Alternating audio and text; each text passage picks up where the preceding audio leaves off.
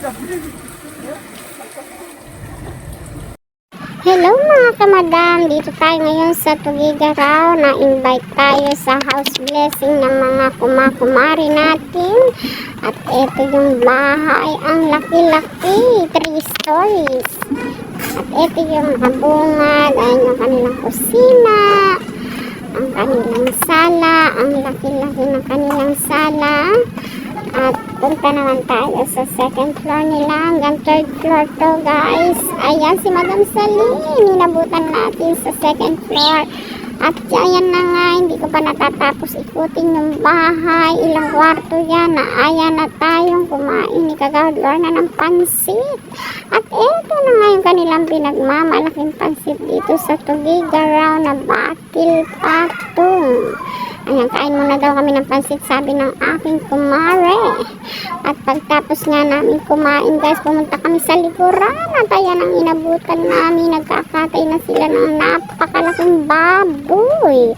Kala mo naman kasalan, blessing lang ng bahay. Ang handa ay bonggang-bongga. O, diba? Ang laki-laki ng baboy na kakatayin nila para sa house blessing. Sabi nga nila, maghanda ka para yung blessing ay malaki rin. At hindi lang yan, ito meron pa silang kambing na silaki ng kabayo. Ayan, sinabi na ang kambing, kawawa ng kambing ka, kaldereta ang iyong kalalabasan. Siyempre, tumulong na rin tayong nagluto ng patatim ng Kapampangan. At ito naman ang igado ni Kagawad Lorna. Siya'y nagluluto ng igado. At ito na nga guys, kainan to the max na, naluto na.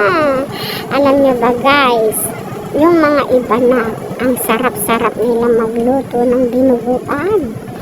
Kaya yung dinuguan na yan, binabalik-balikan ko yan. Yan ang gustong-gusto kong luto nila. Pero masasarap din lahat ang luto nila guys. Kaya lang, perfect para sa akin yung kanilang dinuguan. Kaya kain na tayo. Ayan, sandok na kami dito. Ayan yung mga bisita. Ang dami-dami. At ayan na nga yung kumari kong maganda. At ang nanay niya.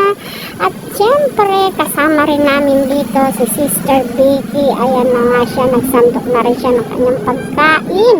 Ako naman hindi na nakaalis doon sa dinuguan. Sandok-sandok pa rin. Kaya kain na tayo mga kamadam ko. At siya nga po pala, maraming salamat sa aking kumare. Diyan sa nanagwan na nag-invite sa akin dito sa pa-blessing sa Tugigaraw at sa may-ari ng bahay na kumakumari natin. Maraming salamat din po sa pag-invite nyo rin sa akin. Thank you for watching mga madam.